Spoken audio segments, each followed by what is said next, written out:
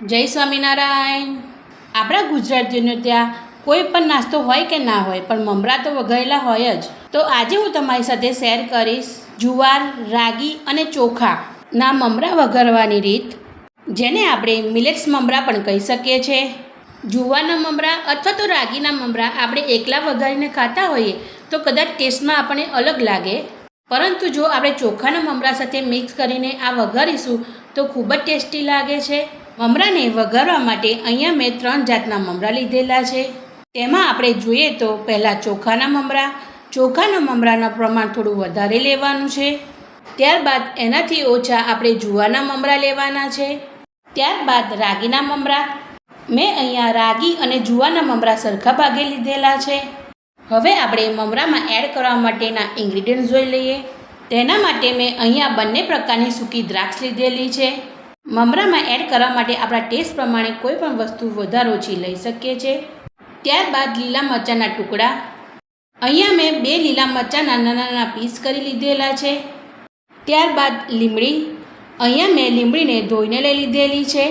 ત્યારબાદ હવે આપણે ડાળિયાને લઈ લેવાના છે। અહીંયા મેં 1 વાટકી જેટલા ડાળિયા લીધેલા છે। આગળ જોઈએ તો અહીંયા હું મસાલા સિંગને એડ કરવાની છું। આપણે સાદી સિંગ તો એડ કરતા જ હોઈએ છીએ, પણ જો આપણે આ મસાલા સિંગ એડ કરીશું તો એનો ટેસ્ટ ખૂબ જ સ્વાદિષ્ટ આવે છે। આગળની પ્રોસેસમાં હવે આપણે ગેસ ચાલુ કરી કઢાઈને મૂકી દેવાની છે।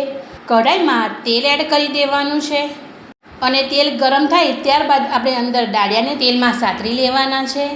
ડાળિયાનો કલર લાઇટ બ્રાઉન કલર ન થાય એટલે ડાળિયાને આપણે બહાર કાઢી લેવાના છે। તમને મમરાની આ મારી રેસીપી ગમે તો લાઈક અને શેર ચોક્કસ કરજો અને મને કોમેન્ટમાં પણ જણાવજો કે તમને મારી આ રેસીપી કેવી લાગી। ડાળિયા બાદ હવે આપણે લીલા મરચાંને અંદર સાતરી લેવાના છે। મરચાંને પણ આપણે ક્રિસ્પી કરી લેવાના છે।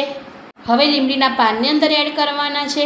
લીમડીના પાન અંદર એડ કરતાં ખાસ ધ્યાન રાખવાનું છે કે ગેસ આપણો એકદમ સ્લો હોવો જોઈએ અને તેલ પણ બહુ ગરમ હોવું ના જોઈએ। જો વધારે તેલ ગરમ હશે તો લીમડીના પાનનો કલર આ રીતનો ગ્રીન નહીં થાય, તેનો કલર ચેન્જ થઈ જશે। આ રીતની ક્રિસ્પી લીમડી તૈયાર કરી લેવાની છે। હવે આપણે ગેસની આંચને બંધ કરી દેવાની છે અને ગેસની આંચને બંધ કરી દીધા બાદ ગરમ તેલમાં જ આપણે જે દ્રાક્ષ છે તેને તેલમાં એડ કરી દેવાની છે। આ રીતની દ્રાક્ષ ફૂલી જાય એટલે એને બહાર કાઢી લઈશું। આગળની પ્રોસેસમાં હવે આપણે મમરાને વઘારી લેવાના છે। તેના માટે ગરમ તેલમાં 1 ટેબલ સ્પૂન જેટલી આપણે હળદરને એડ કરવાની છે। હળદરને તેલમાં મિક્સ કરી લેવાની છે અને જે ચોખાના મમરા છે તેને અંદર એડ કરી દેવાના છે। હળદરવાળા તેલમાં મમરાને મિક્સ કરી લેવાના છે। ત્યારબાદ અંદર રાગીના મમરા એડ કરવાના છે, તેને પણ આપણે મિક્સ કરી લેવાના છે। ત્યારબાદ જુવારના મમરા એડ કર્યા બાદ ત્રણેય મમરાને મિક્સ કરી લેવાના છે અને ક્રિસ્પી મમરા તૈયાર થાય છે। હવે આપણે જે આગળ સાતરેલા જે ઇન્ગ્રીડિયન્ટ છે તેને અંદર એડ કરી દેવાના છે। ત્યારબાદ મસાલા સિંગને અંદર મિક્સ કરી લેવાની છે। આ રીતે બધું પ્રોપર મસાલા મિક્સ થઈ જાય ત્યારબાદ ટેસ્ટ પ્રમાણે હવે આપણે મીઠું અંદર એડ કરવાનું છે, ટેસ્ટ પ્રમાણે મરચું અંદર એડ કરવાનું છે અને મમરામાં મિક્સ કરી લેવાનું છે। મમરામાં જો ગળપણ એડ કરવું હોય તો આ સમયે બુરું ખાંડ અંદર એડ કરી શકાય છે। તો આ રીતે આપણા મિલેટ્સ મમરા તૈયાર થઈ ગયા છે। ડાયાબિટીસમાં આ મમરા ખૂબ જ હેલ્ધી છે અને ઉનાળામાં જો આ રીતે મમરા વઘારીને ખાશો તો ટેસ્ટમાં એટલા સરસ બને છે કે બીજા નાસ્તાની જરૂર નથી પડતી। Thank you for watching.